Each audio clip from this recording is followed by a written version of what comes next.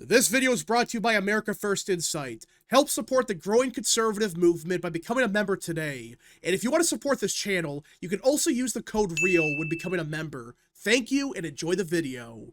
As everyone probably knows, the Republican Party is in a very good position, which I know that sounds crazy because right now the Republican Party, they have a favorability rating of like 40%. They're not the most liked party in the world. In fact, they're actually kind of hated in some areas. But compare that to the Democrat Party, and the Democrats right now are at like 20%. They might be at like 30% right now, but still, the Democrat Party right now is hated. Nobody likes them. People may not like the Republican Party, but they absolutely despise the Democrat Party. And we've been talking a lot about how the Democrat Party has a very bad future, as it seems like every single metric for the future, not just for 2026, but beyond, is getting worse every single day. Now, I want to be clear about one thing. I'm not saying that this means the Democrat Party is going to go extinct. That's crazy to say that. But with each passing day, it's becoming more apparent that, yeah, this party is in a lot of trouble, especially post-2030 census. As everyone knows, every census, every 10 years, they change up the electoral votes. Some states gain electoral votes, some states lose it, and it's a pretty big deal. But post-2030, we could be seeing one of the biggest shifts in the electoral map ever. And I talked a lot about this, but now this is starting to gain mainstream attention as people are realizing, oh, wait a minute, we're not talking about a one vote swing here, one vote swing there. No, we're talking about a potential map that could kill the Democrat Party's hopes of winning for a long time. As according to the New York Times, based on current census estimates for 2030, the Republican Party is expected to gain 7 electoral votes in Republican states. Places like Texas, Florida, Idaho, Utah, these very Republican areas that are getting more and more Republican, especially Florida. Even Texas, in some areas, it looks like it's getting more Republican. And at the same time, it's not like these are electoral votes coming from states like Iowa or Ohio. No, we're talking about California losing 3, a very Democrat state, Illinois losing 2, New York losing 1, Rhode Island losing 1. So that would mean, just in the safe states, we're talking about a net swing of 14 electoral votes from Democrat areas to Republican areas. Yeah. That's not a small swing. If this was one Republican seat going Democrat or vice versa, that's not a big deal. But we have up to 7 Democrat seats in very Democrat areas going to Republican states. And there are a bunch of reasons why that's awful for Democrats.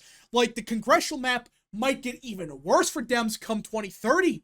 Because states like Texas and Florida, they're gaining more congressional seats. And even Idaho, that 3rd seat's going to be Republican. Utah, that might be a different story, but still, these are Republican areas. So already, you're talking about potentially 7 more congressional districts going from Democrat states to Republican states. Already, that's awful. But of course, the biggest reason this is bad for Democrats is the Electoral College. And this is why Democrats are suddenly realizing and panicking that, oh crap, this could be a disaster. And we have talked a lot about this, but the New York Times might be the first outlet to realize, oh, this is a big problem. And you could argue they might be understating this because, a quick reminder, President Trump, he wants to do a new census before 2030. Because everyone knows the 2020 census had a lot of problems. It was a scam, it was a shit show, and people want to redo it, which could net even more seats for the GOP. And Trump wants to get rid of illegals on the census, which I guarantee you gave Democrats a couple seats in California, New York, even Illinois, when they should have gotten, they should have done even worse in 2020 for the census. But they counted illegal immigrants. And that's why this could get even worse. Just right now, it's +7. That's assuming they don't get rid of illegal immigrants on the census. So that's a huge deal. That you're talking about maybe a 20 to 25 vote swing in the Electoral College. That's awful. But the New York Times actually released this table where you could see how does this really impact the map? How does the Electoral College really swinging 7 electoral votes to the GOP impact everything? Because it does. And let's start with North Carolina being Republican. That's, gonna go Republican like 90% of the time. It's not a guarantee, I should say, but it's one of those states that Democrats say every year they're going to win it. It never happens. Plus, voter registration looks bad for Dems even to this day. So let's just say Republicans, they're favored in North Carolina. And Democrats, they win New Hampshire and Minnesota. Look at this. Already you could tell there is a massive swing. Because in 2024, the current results would have been Republicans at 235, Democrats at 226. A slight GOP advantage, but it was +9.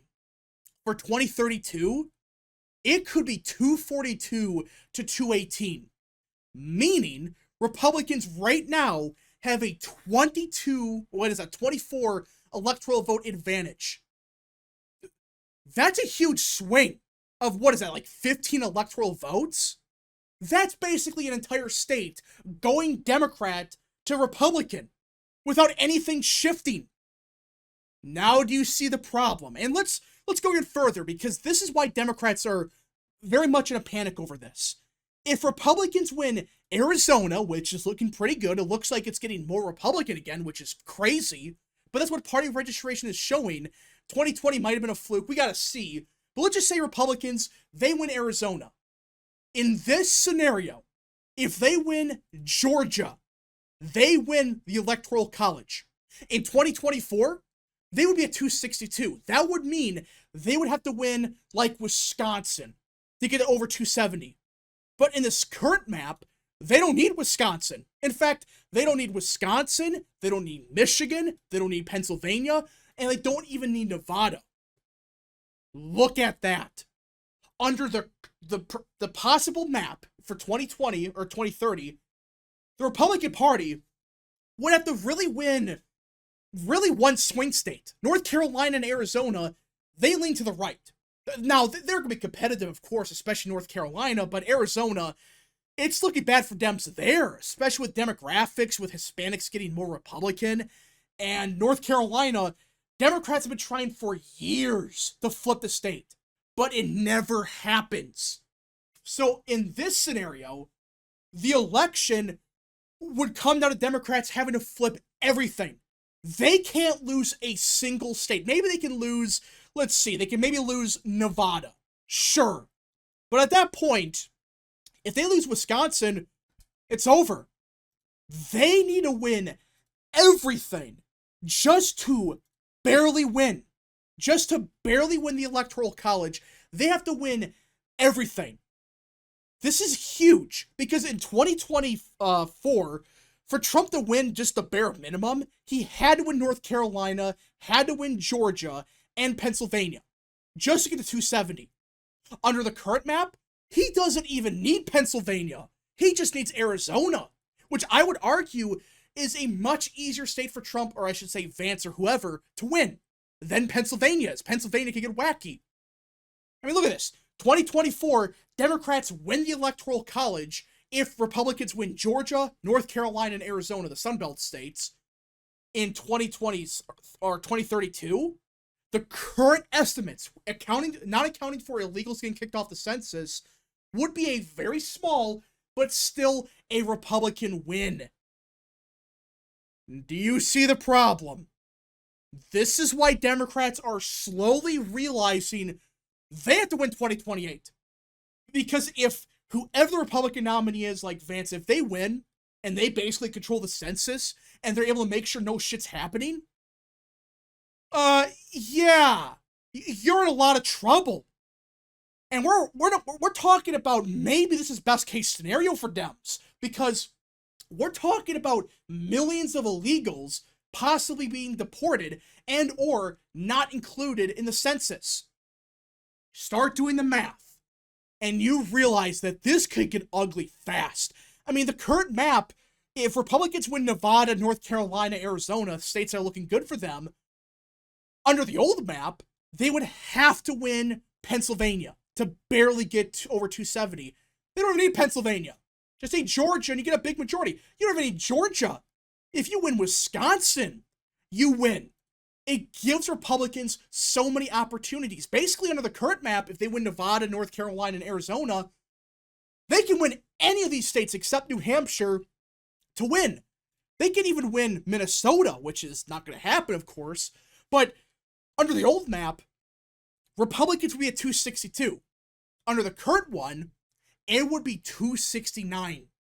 Meaning it goes to the House, and under the rules they do it, the way they do it in the House, the rules they have, it would be a Republican victory. That's why this is a huge deal. This is why Democrats are in a complete panic now, because they're realizing, oh shit, we lose Georgia, this election's over for 2032. It's getting bad.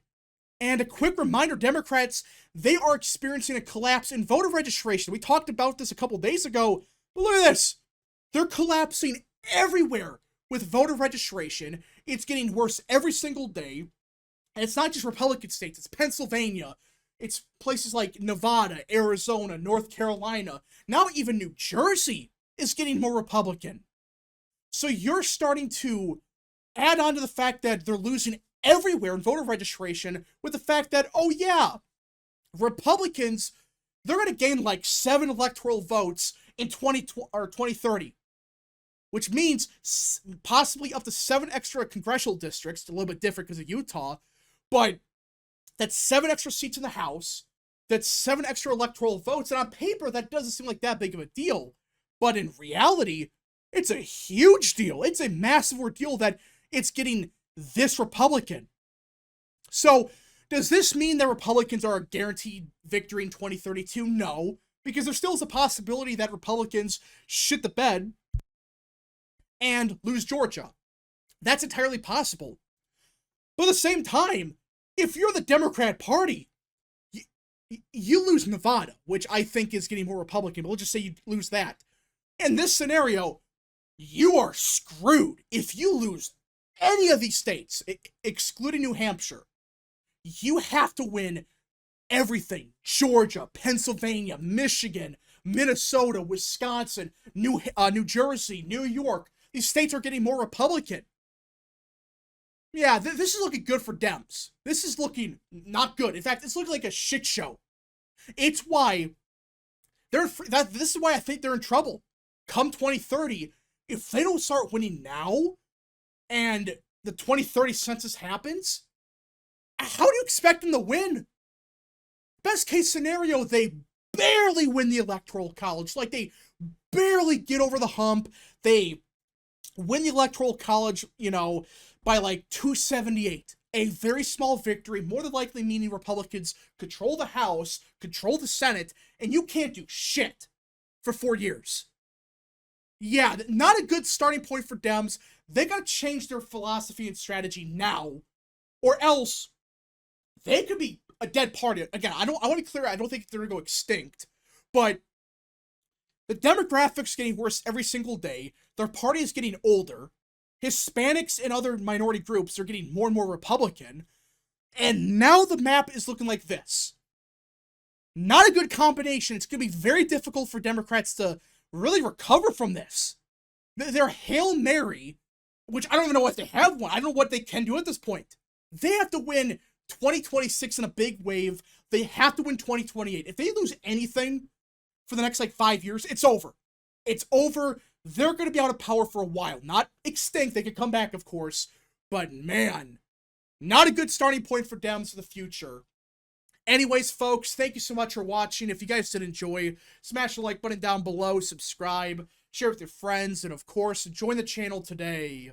Godspeed to all of you.